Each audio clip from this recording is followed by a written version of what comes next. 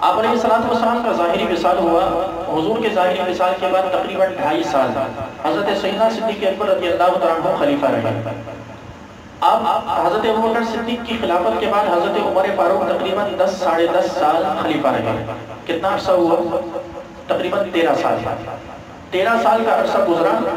اب خلیفہ ہیں حضرت عثمان غنی رضی اللہ تعالیٰ عنہ۔ حضور کے ظاہری وصال کو 13 سال گزر چکے، خلیفہ ہیں حضرت عثمان غنی۔ اب حضرت عثمان غنی کی بارگاہ میں ایک شخص ہے کہ جس کی حضرت عثمان غنی جس کی طرف توجہ نہیں فرماتے۔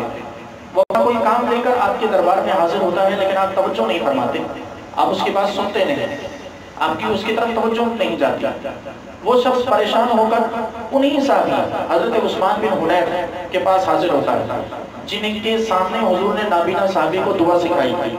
وہ شخص انہی کے پاس حاضر ہوتا ہے، حاضر ہو کر شکایت کرتا ہے کہ میرا ایک کام ہے، میں مشکل میں پھنسا ہوں، حضرت عثمان غنی کے پاس جاتا ہوں لیکن حضرت عثمان غنی میری بات سنتے نہیں ہیں، وہ میری طرف توجہ نہیں فرماتے اور میرا کام نہیں ہو رہا، بڑی مشکل میں ہوں۔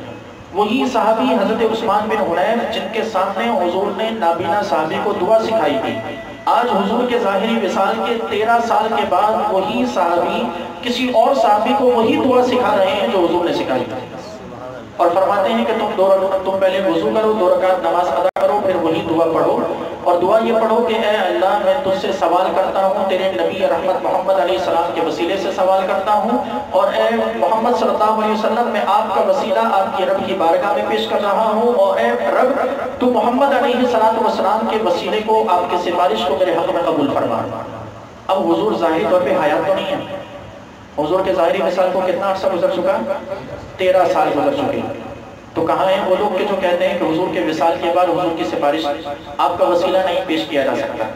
کوئی عام شخص نہیں، صحابی رسول وسیلہ پیش کر رہا ہے، صحابی رسول صلی اللہ علیہ وسلم حضور کا وسیلہ حضور کے ظاہری وصال کے بعد پیش کر رہا ہے، اور جس کو وہ دعا سکھائی وہ شخص اس نے وضو کیا، دعا پڑھی، حضرت عثمان کی بارگاہ میں حاضر ہوا، حضرت عثمان غنی نے اس کی طرف توجہ فرمائی، اس کا کام ہو گیا۔ کام ہونے کے بعد وہ دوبارہ انہی صحابی کے پاس حاضر ہوا جنہوں نے دعا سکھائی تھی، ان کے پاس حاضر ہو کر کہنے لگا کہ اے عثمان، ان کا نام بھی عثمان، اے عثمان آپ کا بہت بہت شکریہ کہ میں آج تک میرا کام نہیں ہوا تھا، آج میرا کام ہوا جب آپ نے حضرت عثمان کی بارگاہ میں میری سفارش کی۔ تو حضرت عثمان بن حنیف کہنے لگے کہ میں نے حضرت عثمان غنی رضی اللہ عنہ کی بارگاہ میں تمہارے بارے میں کوئی بات نہیں کی، یہ جو تم نے دعا پڑھی تھی نا، رب نے اس دعا کی برکت سے تمہارا کام کر دیا۔ تو یہ وہ چیز ہے کہ جو آج ہمیں سیکھنے اور سمجھنے کی ضرورت ہے۔ اور پھر حضور علیہ السلام کے اسی واقعے کو یاد کریں کہ آپ حضرت علی کی والدہ کے لیے دعا کر رہے ہیں، اے اللہ میرے وسیلے سے، مجھ نبی کے وسیلے سے اور پچھلے تمام انبیاء کے وسیلے سے تو فاطمہ بنت اسد پر رحم فرما۔ اب سوال یہ ہے کہ حضور تو حیات ہیں، ظاہری طور پر موجود ہیں، لیکن گزشتہ انبیاء کا تو دور گزر چکا۔ حضرت عیسیٰ اور حضور علیہ السلام کے درمیان 500 سال کا فاصلہ ہے، 500 سال کا فاصلہ۔ یہ 500 سال کا عرصہ ہے، لیکن اس کے باوجود حضور حضرت عیسیٰ کا وسیلہ پیش کر رہے ہیں۔ حضرت آدم علیہ السلام سے لے کر حضور علیہ السلام تک یہ تقریباً ہزاروں سال کا فاصلہ۔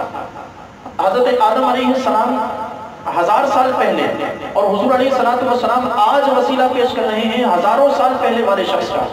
تو مطلب یہ ہوا کہ آج اگر ہم بھی 1400 سال 1500 سال گزرنے کے بعد حضور کا وسیلہ پیش کر رہے ہیں تو کچھ غلط نہیں کر رہے، خود حضور کی سنت پہ عمل کرتے ہیں، خود حضور علیہ السلام کی سنت کو